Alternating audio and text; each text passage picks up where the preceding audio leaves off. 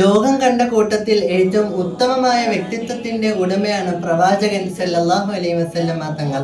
ആ തങ്ങളുടെ മേലിലും 12 മാസങ്ങളിൽ ഏറ്റവും ഉത്തമമായ മാസമാണ് റമദാൻ മാസം.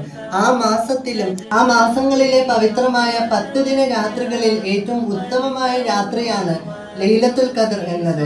ആ രാത്രിയിലും വരാൻ പോകുന്നതും കഴിഞ്ഞതുമായുള്ള എല്ലാവിധ മുഴുവൻ കാര്യങ്ങളും അടങ്ങിയിരിക്കുന്ന പരിശുദ്ധമായ ഗ്രന്ഥമാണ് അല്ലാഹു സുബ്ഹാനഹു വ തആലയുടെ കലാം, അതായത് പരിശുദ്ധമായ ഖുർആൻ.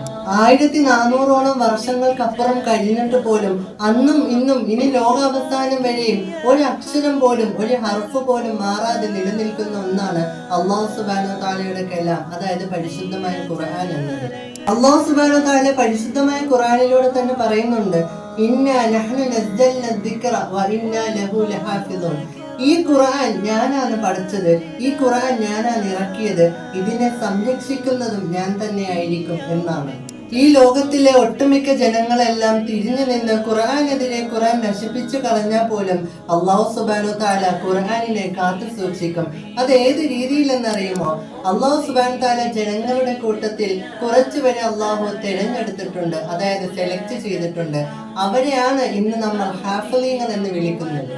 പരിശുദ്ധമായ ഖുർആനിന്റെ മഹത്വത്തെ കുറിച്ച് പറയുകയാണെങ്കിൽ അല്ലാഹു സുബ്ഹാനഹു വ തആല പറയുന്നുണ്ട്, ഈ ഖുർആൻ ഓരോ നിമിഷവും അതിന്റെ മഹത്വം ഉയർന്നുകൊണ്ടിരിക്കുകയാണ്.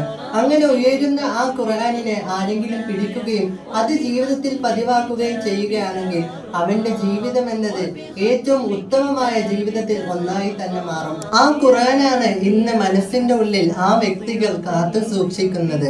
ഈ പരിശുദ്ധമായ ഖുർആൻ എന്നത് അത് പഠിക്കുകയും അത് ജീവിതത്തിൽ പകർത്തുകയും പഠിപ്പിക്കുകയും ചെയ്യുന്നവരാണ് ജനങ്ങളിൽ ഏറ്റവും ഉത്തമനെന്ന് പ്രവാചകൻ സല്ലല്ലാഹു അലൈഹി വസല്ലം തങ്ങൾ. അല്ലാഹു സുബ്ഹാനഹു വ തആല പരിശുദ്ധമായ ഖുർആൻ എന്താണെന്നും അത് ഏതാണെന്നും മനസ്സിലാക്കുവാനും അത് മനസ്സിന്റെ ഉള്ളിൽ കാത്തു സൂക്ഷിച്ച് ജീവിക്കുന്നവരെ ബഹുമാനിക്കാനുള്ള തൗഫീക്ക് നമുക്ക് ഏവർക്കും നൽകി അനുഗ്രഹിക്കട്ടെ.